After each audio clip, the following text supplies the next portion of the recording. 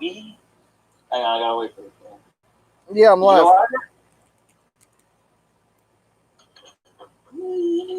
Can't wait for the sun to go down, though. There we go.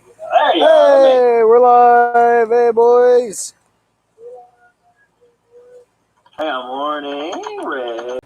And chat. You know how I am. Matt, I hear someone in the back. Oh, Sutton beat you to it. I know. Dang, Sutton like that. Ugh. Ooh, Ugh. All right, It's Red. hot. I'm going to get a tan. Thinking about taking my shirt off. Need to see that. I have an undershirt on. Don't need to see that. No. Need to see that. Yay! What, Red's muscles?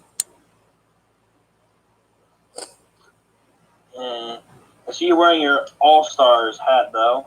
Yes. Yes. Sutton, I don't know where. everyone is being slow today because it's Thursday. It's Wednesday. No, I'm just ahead in the future. Oh, makes sense. I'm talking to you. I'm talking to you across 2 days. Matt, don't go outside tomorrow. Weather's going to suck. I'll tell you on your Thursday what it's going to be like Friday. Good. I need rain. I need to get my car washed, but I don't want to go to the car wash. You know what? Red's taking off his shirt. Cover your eyes, young ones. Ugh.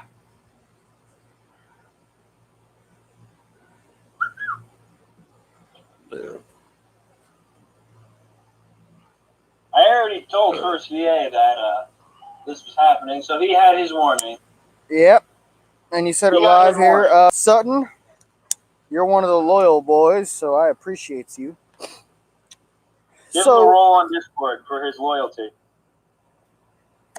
What role do you think we should reward Sutton with? Wait, Sutton, are you part of the Discord? I think he is. Is he a part of the Discord? I don't know. Sutton, are you a part of the Discord? What I was thinking we should do is we should create. Hold on. Like, who is? section. Hold on, I think I got a smudge on my skin. Smelly Texan Pringle. Name rings a bell, but I'm not placing it. Yeah, I can't think of the name. I might have heard it before. I don't know. Rings a bell. Well, Sutton, when you join the Discord, I'll think of a special role for you. I was thinking we should do like a because you know you're a colonel, you're a staff colonel. We should create your staff like staff lieutenants. We can do that. Wow, dog hair. Oh, you want to be a smart Alex, Smelly? Thank you. Well, Smelly, at least the streams have been, kept up. So, I was thinking, because here in my Haversnack, I have the Reenactor Bible, hardtack and coffee, for those of you who don't know. VA's here. He got your text. Hardtack and coffee. The Reenactor. And I was reading some, and just to get a good idea of how much language has changed over the years, for, the past going on 200 years now. And I know this is going to be a touchy thing, but because this is educational and what we teach here is history. Good, bad, and the ugly. Because if I think, my personal opinion, if you don't teach the ugly parts of history, then we're going to forget the lessons that should be learned from those. If you only teach the good, then people are not going to realize the special reason for that good. What's that? There was a saying. What was it? You should be horrified at your own history because if you're horrified enough at it, you won't repeat it. Mm-hmm. Yeah. Like, look Well, at if you're look. horrified at it, then you at least know it. I mean, look. Exactly, Cows. Good morning. Hello, General. How are you now? Doing wonderful, Darling. How about yourself? Oh, not so bad. But yeah, if you don't learn from your mistakes, you're just going to keep on doing it. It's like look at it. Look at it this way. Let's say you have a fire burning. You reach in and you burn your hand on that fire, and if you don't realize, me reaching into that fire is what burned me. You're going to put your hand back in there because you didn't learn your lesson. What separates us from the animals is the ability to learn. And thumbs. And thumbs. I don't know, because monkeys and apes and chimps have thumbs. But they're not people. It's true. No, but they are, but they are our cousins. True. We share like 98% the same DNA as a banana, so is that our cousin as well? Maybe. 2010 All-Stars. So, yeah, I was reading some things, I believe it was from a southern newspaper. Some strong words were said. How strong? Very. Okay. Where is it here? Let's hear some of this, but just keep it PG for YouTube and our sponsor today. Oh, who is our sponsor, Matt?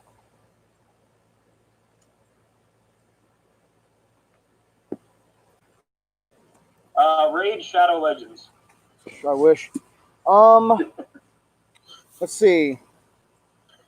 There's the term Lincolnite. Checkmate.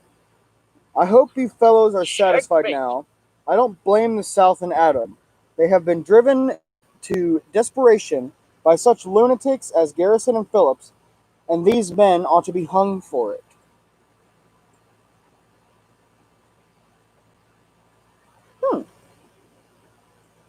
Good hanging. And here's another one. If there is a war, I hope you and every other black Republican will be made to go and fight for the common term at that time for a person of color. All you want to. You like the same words, so you'll marry one of them yet. I find these words interesting, and I'm having I think I have a reason why I find them interesting. Because I think this is honestly one of the first pieces of history I've read where they actually use that word out of someone's mouth. Like, these are quotes. Oh, here's another one. And I want to see those hot-headed abolitionists put in the front rank and shot first. So, for people who say that the South didn't want a war, these words say otherwise for some. And before anybody says anything, I have heard people say that the South didn't want to fight. Yeah, not entirely. So like Tennessee was completely against it, but their governor was like, "Yeah, you're gonna come with me anyway." Oh, we almost ended up with an East Tennessee state. That would be cool. And if I also look at my research journal, I have some notes written down. Yay, notes.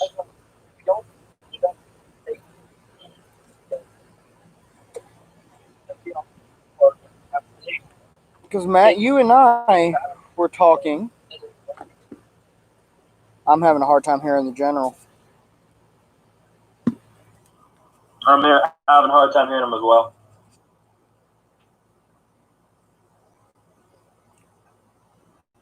You're saying, Red? Now, you and I were passing around the idea of one of the subjects of this week's podcast be clothing I like clothing. of the Civil War. in my research journal here, one of my famous research journal. This one right here.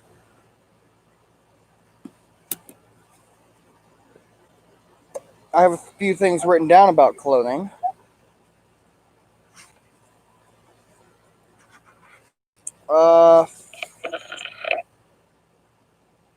Yeah, campaign of 1853. Headgear. All Union Army officers were naturally inspired by the French. The Hardy hat was standard for Okay, the dress Shaco and occasions, the Cat. which I don't blame him because the Hardy hat is gorgeous for It's dress. a beautiful hat, even though Hardy is a Confederate general. But, you know, Well, you gotta remember, this is 1853. he betrayed us! No, 58, my mistake, 58. The He forge wrote his cap book in forge cap was standard for non-dress. I like forage caps. I don't care what you say. Cappies are uncomfortable. I like them Cap both. is definitely the preferred cap, the preferred hat. I've been, as much as it pains me to say this, Colonel Darwin, free to the pain that I am experiencing, I am growing on my McDowell. McDowell's more for early war, though, but still, it's a nice one. No, he's a general. Hey, Kekri and Joshua. Josh Kekri, guys, remember to share this stream with your friends. Get them educated as we alls is. Yeah, we got 9 people in here now. Let's go. Oh, heck yeah. Okay. Wow, this is a lively setup. And yet Bryce still ain't here. Ha ha ha. The Well- rebel is always late. Well, he's got that that religious thing where they go like this.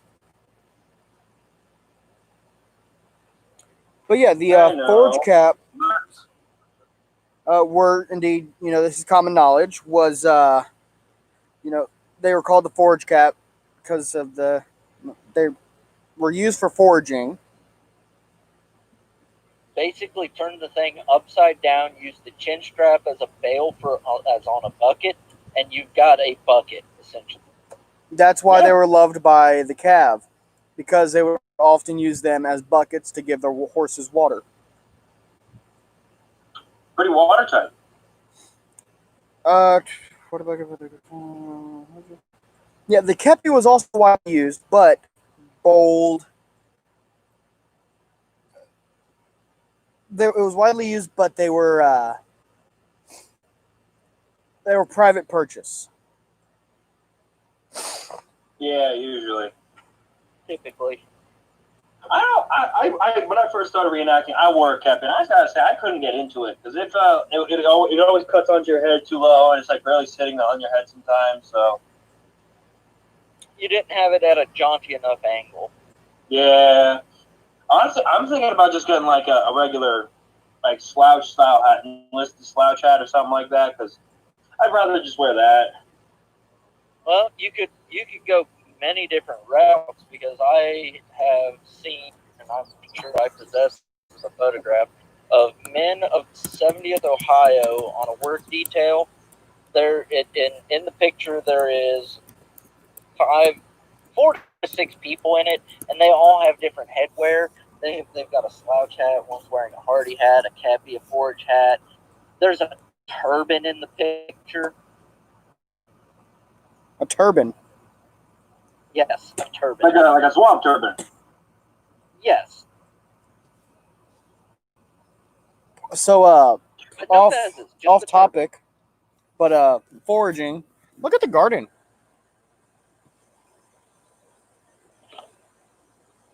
Alrighty. It wasn't the Union Army when they were foraging. They were supposed to give some sort of compensation to the people they were foraging from. Oh, they were. Was They it were during liberating the, them from southern rule. Valley campaign or during Plymouth March? That it was earlier in the war because then they eventually just were confiscating. Okay. Yeah. Okay. Yeah. Because I believed even if they would not cooperate, you had to offer them a certain amount. You either had offer a service, or you had to offer something of equal or greater value for what they had? Yes. How many people do you think were like, hey, can I have these? I believe that was early in the war too, as far as that. Now, you know that it had to happen where it was, hey, how can I have some tomatoes? Yeah, what do you offer in return? Talking to a young lady, you know, and they're just like, well, I mean, you know, they get. They're a bit a pound.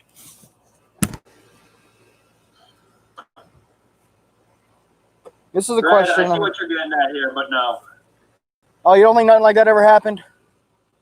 Trust me, that did happen. Except I don't think it was more, hey, you know, one-on-one. I think it was, yeah, this is happening. See, the Union Army had captured letters coming back that were from home going to the soldiers, and the letters were saying, you know, it's not that bad here. Keep fighting the good fight and all that stuff. And I'm not sure which commander did this. I think it might have been Sherman, because of course it was Sherman. It was always Sherman. Basically, that's when he went with his salt the earth tactic. Oh, you mean the scorched earth policy? Yeah. Like The Iron General. So that they do desert and go back home, so that there's less soldiers to fight.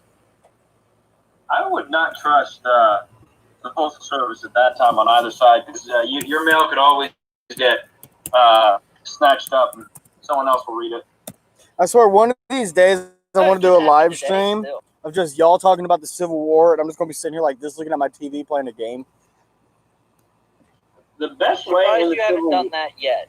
The best way in the Civil War, and I actually read about it in the book I have right here, Brother Against Brother, was you would send your mail under the flag of truce, which means no side would question it, no side would look at it, and if it was captured, it would always be returned because it was under the flag of truce, and both sides would agree not to intermingle in the mail. It was private, it was something of necessity, and they would never touch it. I don't think that was really held up because, you know, the same way that battle plans were discovered, they were rolled up in a cigar. So, according to the book I have, it was a general rule of respect. Not everyone followed it, but a lot of people liked it because more often than not, your mail was never read. Actually, if Noah might be able to help with this, he's a pretty smart broski. I'm trying to find some replica envelopes because I think it'd be cool at a bench, you know, to sit there and write a letter home. Try SullivanPress.com. Hold on, let me go. Oh, actually, you know what? I'm going to go get a piece of paper. I will be right back. Y'all just look at the sunset.